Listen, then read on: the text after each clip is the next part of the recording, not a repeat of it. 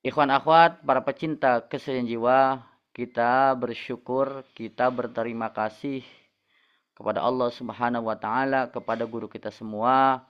Kita masih diberi kesempatan untuk memasuki di tahun ini adalah bulan Rajab. Kita sebentar lagi nanti Rajab, Sya'ban, Ramadan. Tentu banyak amaliyah-amaliyah yang diberikan Syekh Mursyid kepada kita semua. Di mana orang-orang umat Islam ketika bulan Rajab, Sya'ban, Ramadan mengagungkan di bulan-bulan yang mulia ini, walaupun pengarsa Abah jelas memberikan fadli syuhur semua bulan mulia. Tetapi sebagian orang ketika Rajab, bahkan kebanyakan orang, Rajab, Sya'ban, Ramadan, ini adalah momen. Momen yang penting untuk meningkatkan amaliyah. Banyak cara orang meningkatkan amaliyah, banyak cara orang meningkatkan ketakwaannya ketika di bulan Rajab, Sya'ban, dan Ramadan. Kita tentu juga sama. Bagaimana kita, kebiasaan kita, anjuran kita sejak dulu. Bedanya adalah kita hari ini, kita punya guru. Mungkin di sekeliling kita, di masjid kita, di musola kita banyak cara untuk itu. Tetapi kita punya cara, punya metode yang diberikan guru kita. Sabda-sabda Abah, maklumat-maklumat Abah, ini untuk kepentingan kita semua. Di mana kita terus qiyamul kita, amaliyah mursyid kita, zikir kita, khotaman kita, dan tentu amaliyah-amaliyah pada bulan ini. Di antaranya kita sholat di malam 1 Rajab, di malam Jumat pertama, malam 15, malam 30, dan nanti Sya'ban. Demikian juga ibadah puasa nanti menjadi wajib bagi murid pengersa Abah. Jadi tanda kutip nih, wajibnya adalah wajib bagi murid Abah yang sudah talqin zikir, menjalankan apa yang diperintahkan guru kepada kita semua. Misalkan hari Kamis kita puasa. Itulah Bapak Ibu, ikhwan akhwat, Rajab itu menjadi titik balik bagaimana orang-orang beramaliyah.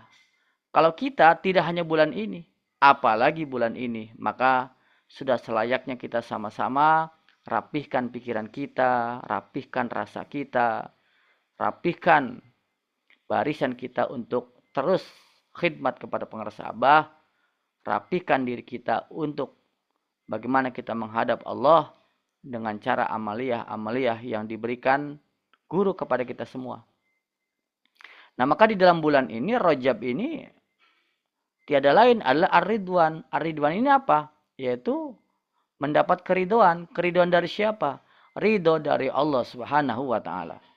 Maka di dalam setiap kita usai sholat mau zikir, apa yang kita lakukan? Ilahi anta maksudi waridoka. Mendapat ridhomu, ridho Allah. Namanya ridho itu kerelaan. Kalau Allah rela itu nikmat. Maka seorang sufiah mengatakan, biarkanlah saya tidak penting berada di neraka atau di surga. Yang penting mendapat ridho Allah. Di mana orang mencari pahala sebanyak-banyaknya. Di mana orang merebutkan surga. Di mana orang meninggalkan larangan-larangan Allah semata karena takut neraka. Dan menjalankan semua perintah Allah demi mendapat surga. Beliau mengatakan apa? Saya tidak butuh surga neraka, yang penting mendapat ridha Allah. Kalau mendapat ridha Allah, kalaupun di neraka, ya mendapat ridha Allah, nerakanya menjadi neraka yang berkah karena ridha Allah. Buat apa di surga kalau enggak dapat ridha Allah? Walaupun tentu orang yang mendapat ridha Allah pasti di surganya. Yang tidak mendapat ridha Allah tentu di nerakanya. Ini adalah sebuah ilustrasi, sebuah gambaran bagaimana pentingnya ridho dari Allah Subhanahu wa taala. Kalau kita mendapat ridho dari Allah, semuanya mudah. Semuanya kesulitan-kesulitan menjadi mudah karena mendapat ridho Allah. Mungkin orang mengatakan bahwa kayaknya sulit, susah, tapi dia mendapat ridho Allah, dirinya menjadi mudah, ada kejembaran di hatinya. Nah, maka ada istilah, ada orang-orang yang dia tidak terkenal di dunia ini, tetapi dia terkenal di langit sana. Artinya orang-orang yang menghidupkan malam harinya, qiyamul lailnya, zikirnya, di mana orang-orang terlelap. Di dunia dia hanya mungkin seorang petani, mungkin hanya seorang pedagang, mungkin hanya seorang pekerja karyawan biasa saja. Yang tidak ada artinya, seolah-olah di masyarakat tiada manfaatnya, biasa-biasa saja. Tetapi tidak tahu, di langit sana dia sangat terkenal, sangat dikenal. Kenapa? Tadi, karena dengan mujahadahnya, dengan istighosahnya, dengan zikirnya, dengan khotamannya, manakibnya, istiqomah. Inilah orang-orang yang mendapat ridho Allah. Tapi sebaliknya, banyak orang terkenal di dunia ini. Otoritasnya, popularitasnya, dia menjadi penguasa, sangat dikenal, sangat viral. Tetapi di langit tidak dikenal. Kenapa? Karena dia tidak menghidupkan malam-malam di waktu bulan Rajab, Sya'ban, Ramadan, dan bulan-bulan seterusnya. Dia tidak terkoneksi hatinya selalu dengan zikir. Sehingga tidak dikenal. Dirinya jauh daripada la ilaha illallah. Maka tidak dikenal. Dirinya jauh dari qiyamul lail. Maka tidak dikenal. Nah maka Bapak Ibu, alat untuk mendapat ridha Allah di bulan Rajab ini adalah apa? Tiada lain Abah mengajarkan kepada kita semua, yaitu alatnya adalah dengan cara kita mendekatkan diri kepadanya. Mendekatkan diri kepada Allah. Kita niat. Perbaiki niat kita. Tajdidun niat. Kata Abah, tajdidun niat itu bukan berarti tidak punya niat. Tajdidun niat itu artinya sudah punya niat, tapi diperbaiki. Siapa tahu niatnya berubah. Siapa tahu niatnya ada yang mengganggu. Seperti contoh dari katakanlah Purbalingga mau ke Jakarta. Harusnya langsung ke Jakarta. Mampir dulu di rest area. Mampir dulu di warung. Mampir dulu di Cirebon. Mampir dulu di tempat-tempat persinggahan selama perjalanan. Mungkin sampai tapi lama. Lebih parah apa? Lebih parah adalah kelamaan di rest area. Akhirnya tidak sampai Jakarta. Niatnya ke Jakarta, tapi banyak ujian, banyak godaan, banyak netizen. Maka pentinglah perbaiki niat. Hei, kamu tujuan kamu dari Purbalingga adalah kamu ke Jakarta. Ini hanya sebentar. Sama juga kita. Tujuan kita, perbaiki niat kita hanya untuk mendapat ridho Allah Subhanahu wa Ta'ala.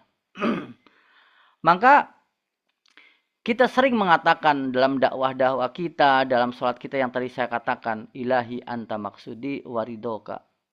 Mendapat ridho Allah. Inilah tujuan kita. Allah oriented. Ridho Allah Subhanahu wa Ta'ala. Seorang karyawankah ketika mendapat ridho tentu berbeda dengan seorang karyawan yang tidak mendapat ridho. Seorang guru, dosen, pedagang, pegawai, pengusaha, dokter. Kalau mendapat ridho Allah dan tidak mendapat ridho Allah tentu berbeda. Nah maka inilah kita hidup ini untuk mendapat ridho Allah. Perbaiki niat kita untuk mendapat ridha Allah. Agar terjadi betul-betul bahwa semuanya itu adalah tujuannya ridha Allah. Sehingga apa? Bahagia hatinya. Bahagia hatinya walaupun dengan pahitnya ketetapan Allah Subhanahu wa Ta'ala. Itu ridha. Waridha'u sururul qalbi bimuril qada'i. Kata Abah. Ar-ridho, ridho itu ialah bahagianya hati. Senangnya hati dengan pahitnya ketetapan Allah. Seperti ada istilah. Kalau minum kopi, kopi itu pahit ya. Baik itu kopi Arabica, terutama Arabica, atau kopi Robusta. Seorang penikmat kopi sejati adalah dia hanya air panas dan kopi. Tidak ditambah gula, madu, dan sebagainya. Tetapi seorang penikmat sejati adalah bagaimana dia meminum kopi, merasakan kopi yang pahit itu. Di dalam kopi yang pahit itu ada manis. Jadi merasakan manis di pahitnya kopi. Sampai sepahit-pahitnya kopi, dia bisa merasakan ada manis di dalam kopi. Nah, jadi kalau Bapak Ibu sudah bisa meminum kopi tanpa gula, kopi yang pahit, ketika meminum kopi yang pahit itu terasa manis, berarti itulah penikmat kopi sejati. Jadi kalau masih ditambah gula, ditambah madu, sedikit saja, belum menjadi penikmat kopi sejati. Nah, artinya dia bisa mendapati manis di dalam pahitnya kopi. Sama juga seperti ridho dalam kehidupan kita. Orang-orang yang ridho kepada Allah, dirinya ridho kepada Allah dan Allah ridho kepadanya, ialah dia bahagia hatinya dengan pahitnya ketetapan Allah Subhanahu wa taala. Mungkin kata orang pahit sekali hidupnya, padahal baginya adalah manis. Kenapa? Karena dia ridho atas ketetapan Allah. Mungkin orang mengatakan, kok minum kopinya tanpa gula? Pasti pahit, kasihan sekali. Jangan-jangan tidak punya gula. Dia merasakan seolah-olah pahit penderitaan ketika melihat. Tapi bagi penikmat kopi sejati, maka dia merasakan manisnya kopi itu. Nah, itulah dia ridho terhadap ketetapan Allah Subhanahu wa taala. Nah, maka di dalam kitab Fadlul Syuhur, Abah mengatakan apa? Barang siapa yang tidak ridho dengan ketetapanku dan tidak bersyukur atas nikmatku serta tidak bersabar atas cobaan dariku, maka keluarlah ia dari bawah langitku. Carilah Tuhan selain aku, kata Allah. Malam yardo biqadai walam yashkur ala na'mai walam yashbir ala balai fal yakhruj min tahti shimai wal yatlub rabban siwai. Masya Allah. Diancam oleh Allah dalam hadis qudsi yang ditulis oleh pengersa Abah. Barang siapa yang tidak ridho, gitu ya, malam yardo biqadai, dengan ketetapanku, kata Allah, walam yashkur, tidak bersyukur atas nikmat. Nah, artinya kita mesti ridho terhadap ketetapan Allah. Allah takdirkan kita jadi laki-laki, harus ridho, jangan aneh-aneh. Allah takdirkan menjadi perempuan, jangan aneh-aneh, masa pengen jadi laki-laki. Allah takdirkan kita tinggal lahir dari anak siapa, masa kita nawar andaikan saya lahir dari anak presiden. Ketetapan diterima, ridho saja. Kemudian apa? Bersyukur. Masa sih nggak berterima kasih sama Allah, nikmatnya begitu banyak, apalagi bagi ikhwan. Kata Abah, nikmat tertinggi adalah nikmat orang berzikir. Masa kita nggak bersyukur sebagai ikhwan, sebagai murid Abah. Kemudian apa? Walam yashbir ala balai. Masa tidak sabar atas cobaan dariku, ujian-ujian dariku. Kalau tidak sabar, tidak bersyukur, tidak ridho terhadap ketetapan Allah, kata Allah apa? Jelas, fal yakhruj min tahtis samai. Maka keluarlah kamu semua dari kolong langit ini, gitu. Kalau suruh keluar dari rumah, cari rumah yang lain. Kalau suruh keluar dari kabupaten, cari kabupaten yang lain. Kalau suruh keluar dari negara, bisa cari negara yang lain. Tapi kalau suruh keluar dari kolong langit ini, mau cari langit yang mana lagi? Waliyatlub rabban siwai. Maka diancam, seolah-olah ya kalimatnya penegas, carilah Tuhan selain aku, gitu. Cari Tuhan selain aku. Nah, maka disinilah menjadi ketetapan, menjadi kewajiban kita untuk kita ridho terhadap ketetapan Allah, untuk bersyukur mendapat nikmat Allah, dan sabar dari ujian-ujian dari Allah. Tetapi Bapak Ibu ikhwan akhwat, tidak mudah kita ridho terhadap ketetapan Allah, tidak mudah kita bersyukur atas nikmat Allah, tidak mudah kita bersabar atas ujian kalau kita tidak punya guru, kalau kita tidak punya alat. Karena yang bisa menjadikan pribadi kita ridho, bersyukur, bersabar, itu kelembutan hati, bukan kerasnya hati. Lembutnya hati itu karena zikir kepada Allah. Kalau keras, maka tidak zikir kepada Allah. Kalau keras, tidak bisa bersyukur. Kalau keras, tidak bisa ridho. Kalau keras, tidak bisa bersabar. Hanya hati yang salim, hati yang lembut, yang bisa mendapat ridho Allah, ridho terhadap ketetapan Allah. Nah, maka kalau dikatakan bagaimana caranya, tiada lain adalah kita banyak berzikir kepada Allah Subhanahu wa taala. Maka ada istilah zikir dulu atau syukur dulu. tidak mudah syukur dulu. Zikir dulu baru bersyukur. Ridho dulu terhadap ketetapan Allah, berusaha keras, atau kita zikir dulu. Kita zikir dulu baru mendapat ridho Allah. Sabar dulu atau berzikir dulu. Zikir dulu baru bisa sabar. Demikian juga kalau kita bicara khusyuk. Kira-kira khusyuk dulu atau kita zikir dulu. Justru orang bisa khusyuk kalau hatinya berzikir kepada Allah Subhanahu wa Ta'ala. Nah, ini luar biasa. Satu formula yang diberikan guru kepada kita semua, yang diramu oleh guru, yang diramu oleh Syekh Abdul Qadir, yang diramu hakikatnya oleh Kanjeng Nabi, dan hakikatnya dari Allah Subhanahu wa Ta'ala, tiada lain adalah zikir kepada Allah Subhanahu wa Ta'ala. Karena kita ini UUD, ujung-ujungnya zikir gitu. Apapun persoalannya, apapun permasalahannya, apa yang kita cari, cara ridho, cara syukur, cara sabar, cara ikhlas, zikir. Kenapa orang bisa alkoholis? Karena zikir. Kenapa Bunda Haya bisa banyak berderma, banyak memberikan rezeki kepada orang lain yang harusnya perhitungan? Ya karena berzikir yang melembutkan hatinya. Jadi bukan berderma dulu, bukan sedekah dulu, bukan kita banyak memberikan dulu. Susah untuk ikhlas itu kalau kita memberikan itu. Kecuali tadi kita banyak berzikir, dengan zikir itulah orang menjadi banyak berderma. Dengan berzikir itulah orang bisa banyak berterima kasih. Dengan berzikir itulah dia banyak sedekahnya, banyak sosialnya. Kenapa? Karena kelembutan hati. Dan seolah-olah dia mengatakan, karena Allah segalanya, semuanya selamanya. Semuanya dari Allah. Bahkan semua yang dia berikan kepada orang sekitarnya adalah karena Allah Subhanahu wa Ta'ala. Jadi kalau hitung-hitung ikhlas itu tidak mudah. Karena yang jelas kita punya uang segini diberikan maka berkurang. Tapi kalau kita tembus kepada Allah, maka disitulah jalan kita mendapat ridha Allah. Disitulah karena dia menyadari bahwa ini adalah jalannya untuk dia mendekatkan diri kepada Allah. Dan orang-orang yang seperti ini adalah orang yang mempunyai kesadaran tinggi. Dan kesadaran tinggi, kesadaran tingkat tinggi adalah kesadaran yang muncul dari orang-orang yang banyak berzikir kepada Allah. Maka Abah sering mengatakan bahwa sabar kita mesti di atas rata-rata, ikhlas kita mesti di atas rata-rata, syukur kita mesti di atas rata-rata, ridho kita mesti di atas rata-rata. Kenapa?